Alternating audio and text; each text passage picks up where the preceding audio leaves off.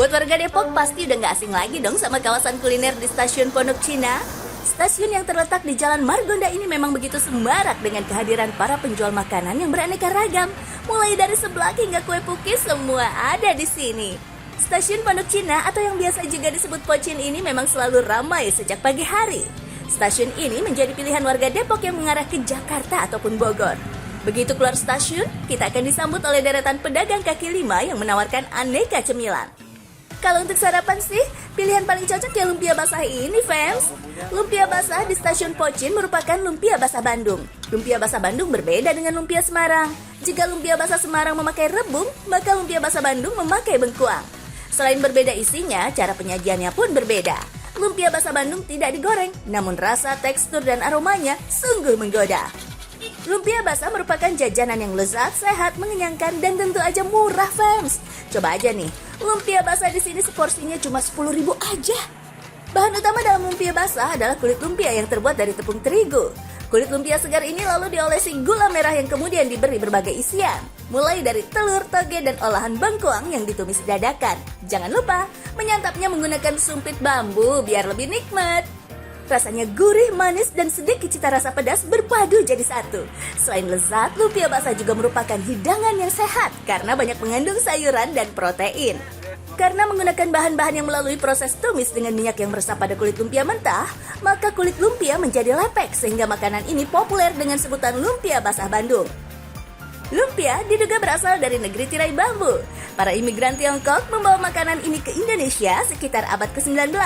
Meski begitu, Indonesia memberi sentuhan unik pada hidangan ini dengan menambahkan bumbu dan bahan-bahan lokal. Nyarap yuk!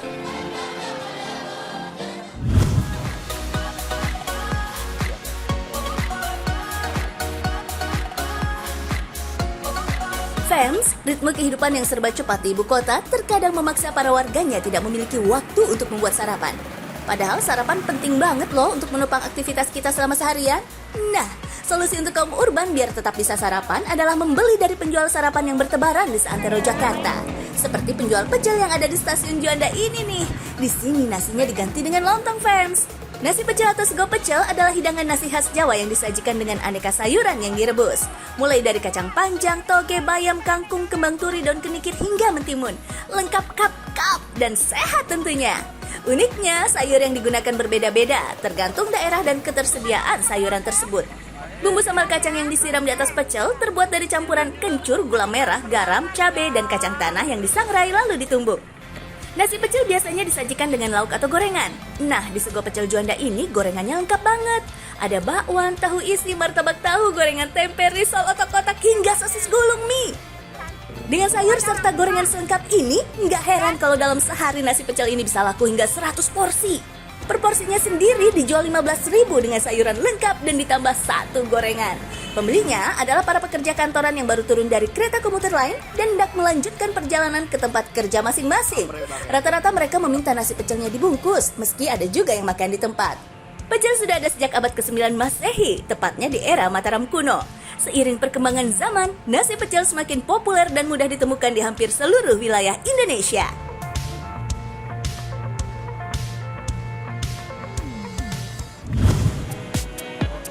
Bosan sama makanan asin dan pengen hidangan yang manis-manis?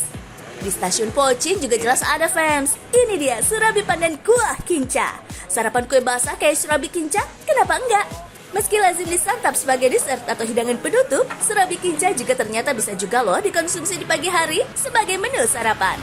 Penjual surabi di Pocin punya pilihan surabi original dan surabi pandan.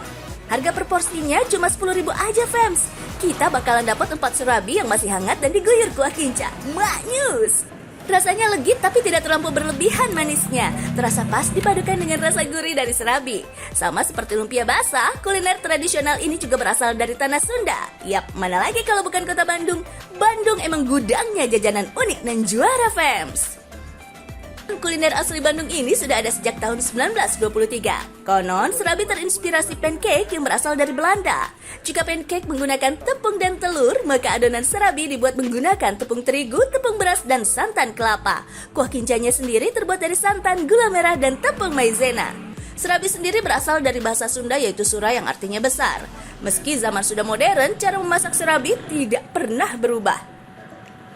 Serabi selalu dimasak dengan menggunakan tungku dan wadah yang terbuat dari tanah liat. Adapun apinya menggunakan bara api dari kayu bakar. Cara memasak seperti ini membuat serabi memiliki tekstur renyah di bagian bawah dan lembut di sisi atas, sekaligus membuat aroma serabi menjadi lebih wangi dan harum.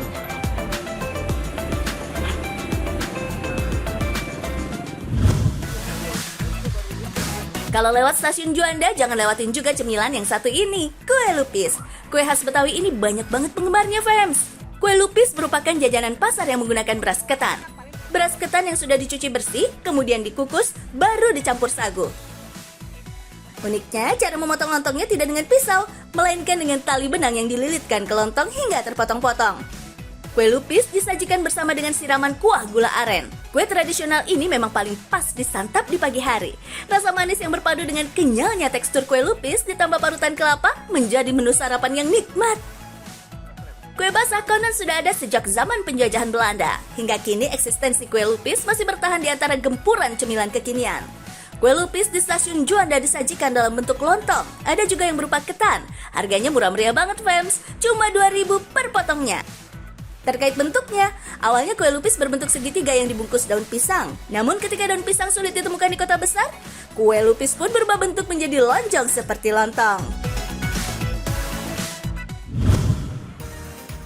Bukan hanya mesti praktis, sarapan kaum urban juga harus menyehatkan. Nah, susu kacang kedelai bisa jadi pilihan yang tepat nih, fams. Selain rendah kalori dan lemak, susu yang satu ini juga kaya akan protein. Mengingat susu kacang kedelai adalah sumber protein nabati yang baik bagi tubuh. Minuman ini biasanya jadi pengganti susu sapi bagi mereka yang tidak bisa mengonsumsi susu sapi. Rasanya cenderung manis dengan tekstur cukup kental sehingga bisa disajikan panas maupun dingin. Yang jelas, susu kedelai bisa jadi pilihan menu sarapan yang ringan dan menyehatkan tentunya. Di stasiun Juanda, susu kacang kedelai dikemas dalam aneka rasa, mulai dari stroberi hingga mocha. Menarik, fams, sebotol susu ini dihargai hanya Rp5.000. Udah sehat, murah pula, kurang apa lagi coba? Pembuatannya pun sangat sederhana. Kacang kedelai yang telah direndam, di blender hingga hancur lalu disaring baru kemudian direbus. Konon, susu kedelai sudah ada sejak abad kedua sebelum Masehi di Cina, lalu menyebar ke Eropa dan Amerika Utara pada akhir abad ke-20. Susu kedelai baru masuk ke Asia Tenggara pasca Perang Dunia Kedua. Di antara sekian banyak tumbuhan, terutama jenis kacang, kenapa pilihannya kedelai ya? Kedelai ternyata dipilih jadi bahan baku pembuatan susu karena kandungan gizinya yang tinggi. Di antara semua kacang-kacangan, kedelailah yang kadar proteinnya paling baik.